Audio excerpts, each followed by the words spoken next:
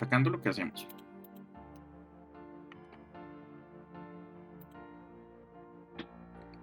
Los hosts repiten y transmiten una solicitud de ARP hacia otros hosts del segmento de red para determinar la dirección MAC de un host con una dirección IP específica. El host con la dirección IP que coincide con la de la solicitud de ARP envía una respuesta ARP llamada ARP gratuito. Un atacante puede envenenar la caché de ARP de los dispositivos de la red local.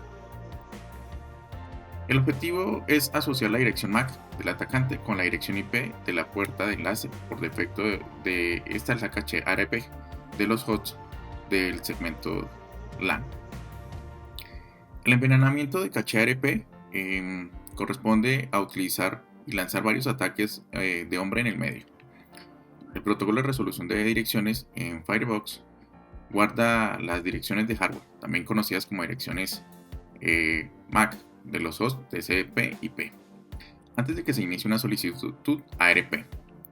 El sistema averigua si existe una dirección de hardware en la caché. En la red de computadoras, el protocolo de resolución de direcciones ARP es un protocolo de comunicaciones de la capa de enlace de datos responsable de encontrar la dirección de hardware, Ethernet MAC, que corresponde a una determinada dirección IP.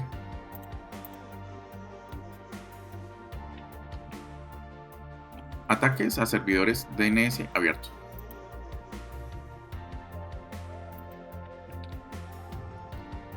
Una resolución DNS abierta es un servidor DNS abierto públicamente como Google DNS, el cual corresponde a las consultas del cliente fuera de su dominio administrativo. Son vulnerables a múltiples actividades maliciosas descritas a continuación. Ataque de envenenamiento de caché DNS. Ataques de amplificación y reflexión DNS. Ataques de utilización de recursos DNS. El ataque de envenenamiento de caché DNS corresponde a la falsificación a un servidor DNS para redirigir a los usuarios de sitios legítimos a sitios maliciosos. El ataque de amplificación y reflexión de DNS corresponde a que el atacante envía mensajes DNS a la resolución abierta, utilizando dirección IP de un host objetivo. Ataques de utilización de recursos DNS. Este consume todos los recursos disponibles para afectar negativamente las operaciones de la resolución DNS abierta. Para ocultar su identidad, los atacantes también utilizan las siguientes técnicas de DNS. Fast Flux. Los atacantes utilizan esta técnica para ocultar los sitios de phishing y malware que les pertenecen. Las direcciones IP y de DNS cambian constantemente en cuestión de minutos. Doble IP Flux. Los atacantes utilizan esta técnica para cambiar rápidamente el hostname para las asignaciones de dirección IP. También cambian el servidor de nombres autorizados. Esto hace más difícil identificar el origen del ataque. Algoritmos de generación de dominio.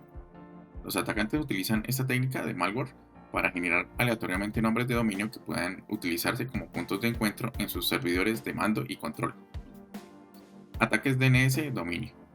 El uso de dominio implica que el atacante recolecte credenciales de cuentas de dominio para crear múltiples subdominios para utilizarlos durante los ataques. Estos subdominios generalmente apuntan a servidores maliciosos sin alertar al propietario real del dominio principal. Tunelizando DNS. Es necesario que el analista de ciberseguridad y el profesional de redes y de seguridad pueda ser capaz de detectar cuando un intruso está utilizando la tunelización DNS para robar los datos y así evitar contener el ataque. Para lograr esto, el analista de seguridad debe implementar una solución que pueda bloquear las comunicaciones salientes de los hosts infectados. Los atacantes que utilizan la tunelización DNS colocan tráfico que no es DNS y este tráfico con frecuencia evade las soluciones de seguridad. Para el atacante modifique el DNS y la tunelización, usa distintos tipos de registros como TXT, MX, SRV, null, A o CNAME. Por ejemplo, un registro TXT puede almacenar los comandos que son enviados hacia los boots de los hosts infectados como respuesta a DNS. Para poder detener el el tunelamiento, el tunelizado de DNS, debe utilizarse un filtro que inspeccione el tráfico de DNS. DHCP. Los servidores de DHCP proporcionan de manera dinámica información de configuración IP a los clientes. Un cliente transmite un mensaje de descubrimiento de DHCP. El servidor de DHCP responde con una oferta de unicast que incluye información de direccionamiento que el cliente puede usar. El cliente transmite esta solicitud de DHCP para decirle al servidor que el cliente acepta la oferta. El servidor le responde mediante un unicast con un acuse recibido aceptando la solicitud. Ataque de suplantación de DHCP. Puerta de enlace por defecto incorrecta. El atacante proporciona una puerta de enlace por defecto, un gateway, no válida la dirección IP de su propio host para crear un ataque MITM. Servidor DNS incorrecto. El atacante proporciona una dirección de servidor DNS incorrecta que dirige al usuario a un sitio web malicioso. Direcciones IP incorrecta. Allí el atacante proporciona una dirección IP inválida y una dirección IP de la puerta de enlace por defecto no válida. Luego el atacante crea un ataque DOS en el cliente de DHCP.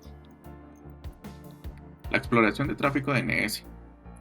En esta práctica se puede verificar la captura de tráfico de DNS y explorar las consultas de DNS. Asimismo, las respuestas de la misma. En la exploración de tráfico de DNS podremos visualizar todo el tránsito y toda la información y el desbordamiento del tráfico.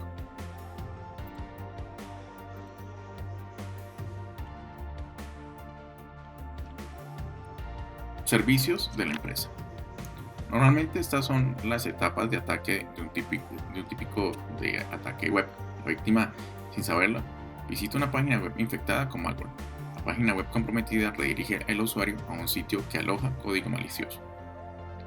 El usuario visita este sitio con código malicioso y su computadora se infecta. Después de identificar un paquete de software vulnerable ejecutándose en la computadora de la víctima, el kit de ataque, exploit kit, se comunica con el servidor de kit de ataque para descargar el código malicioso. Una vez que se infecta la computadora de la víctima, se conecta al servidor de malware y descarga el payload, carga útil. El paquete final de malware se ejecuta con la computadora de la víctima. Los registros de conexión del servidor suelen revelar información sobre el equipo de escaneo o de ataque. Los diferentes tipos de códigos de estado de conexión se mencionan a continuación. Informativo 1XX. Correcto 2XX. Redirección 3XX. Error de cliente 4XX. Para defendernos contra ataques basados en web debemos actualizar siempre el sistema operativo y los navegadores, con versiones y parches actuales. Utilizar un proxy web para bloquear sitios maliciosos. Realizar buenas prácticas de seguridad del proyecto. Durante todo el desarrollo de aplicaciones web.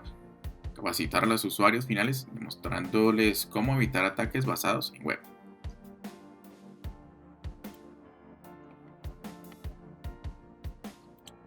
Ataques HTTP comunes. Iframes maliciosos. Un iframe es un elemento de HTML que permite que el navegador cargue una página web de otra fuente. En los ataques iframe, los atacantes insertan anuncios de otras fuentes en la página. Los atacantes comprometen un servidor web y modifican las páginas web agregando HTML para el iframe malicioso.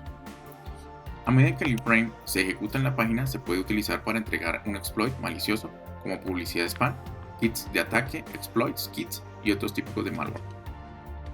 Estas son algunas maneras de evitar o reducir los iframes maliciosos. Utilizar un proxy web para bloquear sitios maliciosos. Asegurarse de que los desarrolladores web no usen iframes. Utilizar un servicio para evitar que los usuarios visiten sitios web que se sabe son maliciosos. Asegurarse de que el usuario final entienda lo que es un iframe. Mitigación con redireccionamiento HTTP 302. Los atacantes utilizan el código de respuesta HTTP 302 found para dirigir el navegador web del usuario a una nueva ubicación. El navegador cree que la nueva ubicación es la dirección URL del encabezado y a este se le invita a solicitar esta nueva dirección URL. Esta función de redireccionamiento puede utilizarse varias veces hasta que el navegador finalmente llega a la página que contiene el exploit. Estas son algunas maneras de evitar o reducir los ataques de redireccionamiento HTTP 302. Utilizar un proxy web para bloquear sitios maliciosos. Utilizar un servicio como Umbrella de Cisco para evitar que los usuarios visiten sitios web que se sabe son maliciosos. Asegurarse que el usuario final entienda que es redirigido a su navegador por una serie de redireccionamientos HTTP 302. Ataques HTTP comunes. Cuando un atacante quiere crear un ataque de dominio shadowing, primero debe comprometer un dominio. El shadowing, luego de crear múltiples subdominios de ese dominio por medio de dominios, registración y secuestros de datos para utilizarlos en ataques. Después de crear estos subdominios, los atacantes pueden utilizarlos. Incluso, si se detecta que son dominios maliciosos, simplemente pueden crear más del dominio principal. Estas son algunas maneras de prevenir o reducir los ataques de dominio. Proteger todas las cuentas del propietario de dominio. Utilizar un proxy web para bloquear sitios maliciosos. Utilizar un servicio como Cisco Umbrella para evitar que los usuarios visiten sitios web que no sabemos que son maliciosos. Ejemplos de amenazas de correo. Ataques basados en archivos adjuntos. Los atacantes incrustan contenido malicioso en los archivos empresariales, por ejemplo, en un correo electrónico del Departamento de Tecnología de la Información. Suplantación de correo electrónico. Los atacantes crean mensajes de correo electrónico con una dirección de remitente falsificada, pretendiendo engañar al destinatario para que entregue dinero o información confidencial. Correo spam. Los atacantes envían correo electrónico no solicitado que contiene publicidad o archivos maliciosos. Servicio de correo con Grand Open Relay. Es un servidor SMTP que permite que cualquiera en Internet pueda enviar un correo. Bases de datos expuestas en la web. Las aplicaciones web suelen conectarse a una base de datos relacional para tener acceso a los datos. Como las bases de datos relacionales a menudo contienen datos confidenciales, son un objetivo frecuente en los ataques. Inyección de códigos. Los comandos del atacante son ejecutados mediante la aplicación web y tienen los mismos permisos de dicha aplicación. Este tipo de ataque se usa porque a menudo no hay suficiente validación de las entradas. Inyección SQL. Los atacantes utilizan las inyecciones SQL para interrumpir la seguridad en la base de datos relacional. Crean consultas de SQL maliciosas y obtienen datos confidenciales de la base de datos relacional. Un ataque de inyección SQL exitoso puede leer los datos confidenciales de la base de datos, modificarlos, ejecutar operaciones de administración en la base de datos y a veces emitir comandos en el sistema operativo. Cross-site encryption. Esto ocurre cuando las páginas web que se ejecutan en el navegador web el cliente inyectan scripts maliciosos. Estos scripts pueden ser usados por Visual Basic, JavaScript, entre otros, para tener acceso a una computadora, recopilar información confidencial o desplegar más ataques y propagar malware. Los tipos principales de XSS son almacenamiento y reflejados, no persistente y persistente. Formas de reducir los ataques XSS. Asegurarse que los desarrolladores de aplicaciones web conozcan las vulnerabilidades. Utilizar la implementación de IPS para detectar y evitar scripts maliciosos. Utilizar un proxy web para bloquear sitios maliciosos. Utilizar servicios especializados que tengan bloqueadores en los navegadores y para que no carguen scripts maliciosos.